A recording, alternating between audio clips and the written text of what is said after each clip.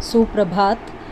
आज प्रथम वर्ष कला के द्वितीय प्रश्न पत्र कथा साहित्य की दूसरी कहानी प्रेमचंद जी की मंत्र पर हम चर्चा करेंगे।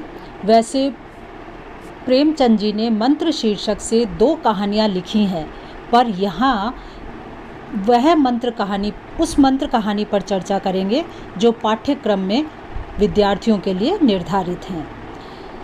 प्रेमचंद जी का कथा साहित्य उस युग का अभिलेख है जब भारतीय समाज विदेशी दास्ता और रूढ़ियों का प्रगाढ़ निद्रा से जाग रहा था।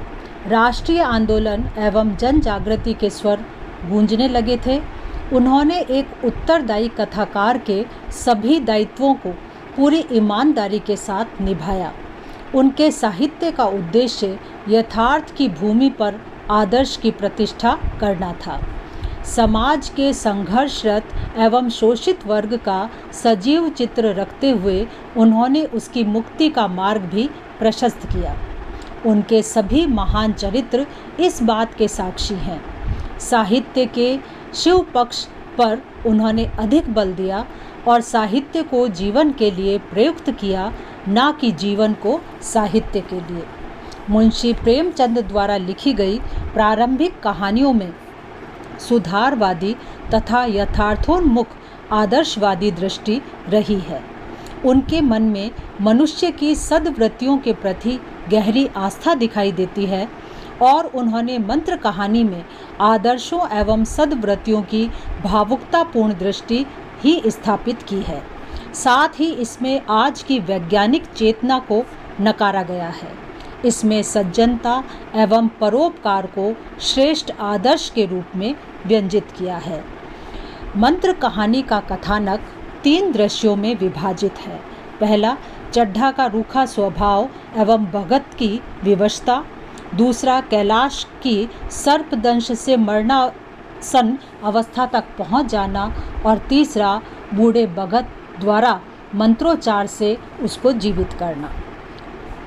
संध्या के समय बूढ़ा भगत अपनी 7 वर्षीय बीमार पुत्र को डॉक्टर चड्ढा के पास उपचार के लिए लाता है, परंतु उस समय डॉक्टर चड्ढा गोल्फ स्टिक लेकर खेलने के लिए बाहर जा रहे हैं। वह भगत को कल सुबह आने के लिए कहते हैं।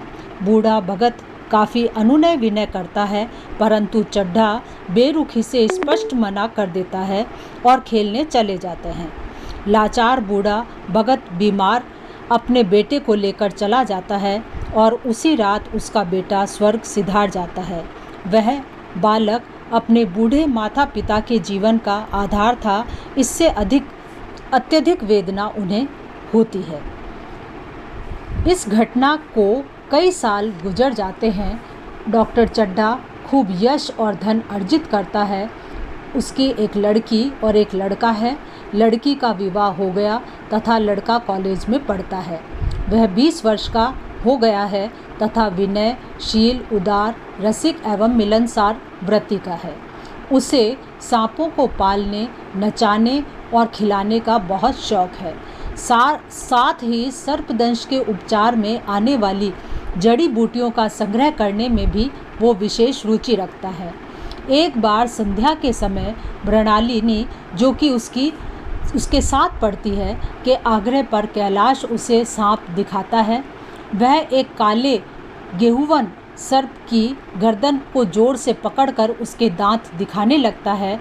वह सांप आत्मरक्षा के लिहाज से क्रोध में आकर कैलाश की उंगली को जोर से काट देता है। इससे कैलाश कुछ ही क्षणों में बेहोश होकर गिर पड़ता है। तब कई जड़ी बूटियों का लेप करने पर भी वह ठीक नहीं हो पाता।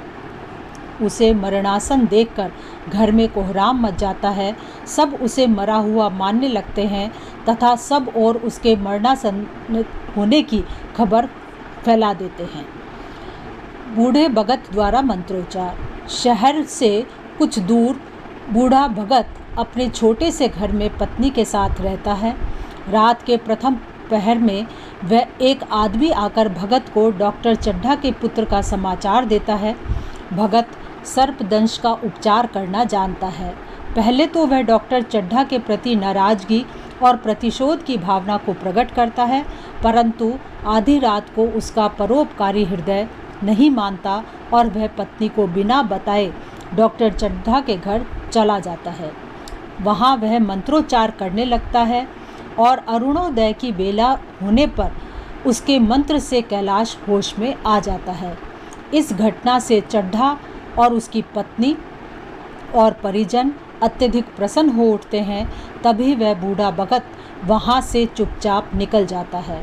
चड्ढा आदि उसकी तलाश करते हैं, परंतु वह वहाँ नहीं मिलता। तब डॉक्टर चड्ढा को पिछली घटना याद आती है और वह भगत के साथ किए अपने व्यवहार को लेकर ग्लानि से भर जाता है तथा भगत की सज्जनता को अपने जीवन का आदर्श मान लेता है। इस प्रकार ये कहानी समाप्त हो जाती है।